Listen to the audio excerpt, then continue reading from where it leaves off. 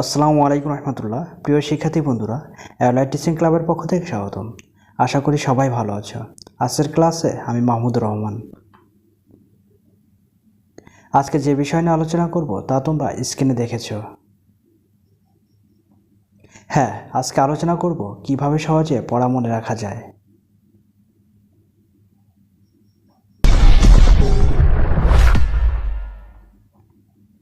তো চলো বন্ধুরা, শুরু করার আগে ছোট একটা রিকোয়েস্ট, আমাদের চ্যানেলে নতুন হয়ে থাকলে এখনই সাবস্ক্রাইব করো। মানুষের 5টি মৌলিক অধিকারের মধ্যে শিক্ষা অন্যতম 4টিকে পরিচিত করে।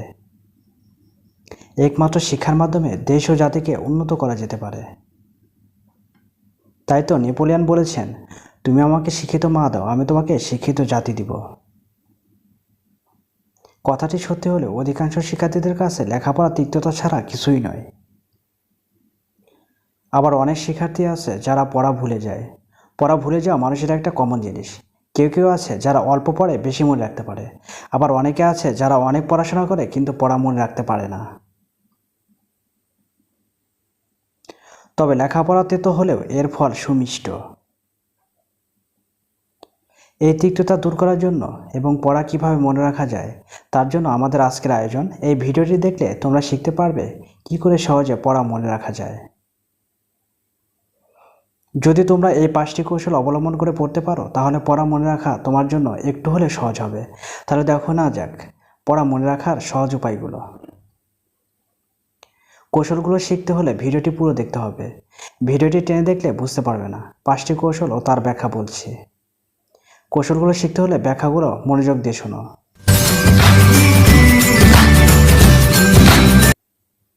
নাম্বার 1, শব্দ করে পড়তে হবে।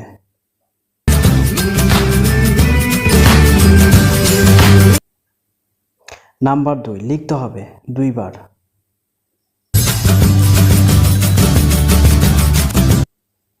নাম্বার 3, ঘুমানোর আগে মনে মনে পড়তে হবে।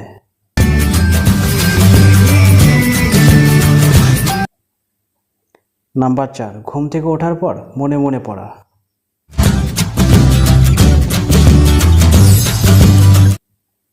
নাম্বার 5, টুকরো কাগজে লিখে নেওয়া। তো 1 নাম্বার ব্যাখ্যা বলছি। অনেকে ভাবছেন এটা আবার কেমন কথা, শব্দ করে পড়তে হবে।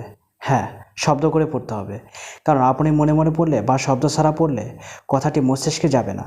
আমরা জানি মস্তিষ্ক আমাদের মনে রাখতে সাহায্য করে। এই মস্তিষ্ক আমাদের চালিকা শক্তি। তাই তোমাকে শব্দ করে পড়তে হবে। তবে হ্যাঁ, বেশি জোরে শব্দ করে পড়া যাবে না, যেটা মস্তিষ্ককে আঘাত করবে। তাই জোরে না পড়ে মিডিয়ামভাবে পড়া উচিত। ব্যাখ্যা 2, লিখতে হবে 2 বার। অনেকে আমরা লেখার অভ্যস্ত নই, কিন্তু এটা ঠিক না।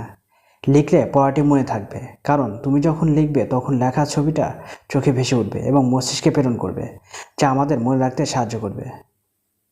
3, ব্যাখ্যা, ঘুমানোর আগে মনে মনে পড়া। আমি যেটা বোঝাতে চাচ্ছি সেটা হলো, ঘুমানোর আগে তুমি যেগুলো মুখস্থ করেছো সেগুলো মনে মনে পড়া। শুয়ে থেকে এভাবে মনে মনে পড়লে যে কোনো কঠিন পড়া মুখস্থ হয়ে যাবে তাড়াতাড়ি।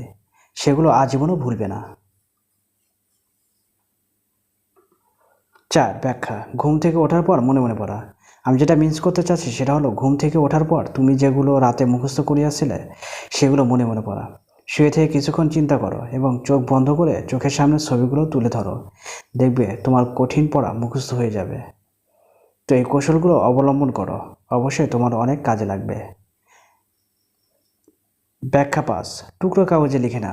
ব্যাখ্যা, এই আইডিয়াটা অনেক হেল্প করবে। টুকরো কাগজে প্যারাগ্রাফ, কম্পোজিশন, সূত্র, পদ্ধতির প্রতিবেদন, বিক্রিয়া ইত্যাদি কাগজে লিখে হাঁটার সময়, বসে থাকার সময় কাগজে বের করে পড়তে হবে। অনেক উপকার আসবে। তো আজকে এই পর্যন্ত। সবাই ভালো থাকবে, সুস্থ থাকবে। খোদা হাফেজ।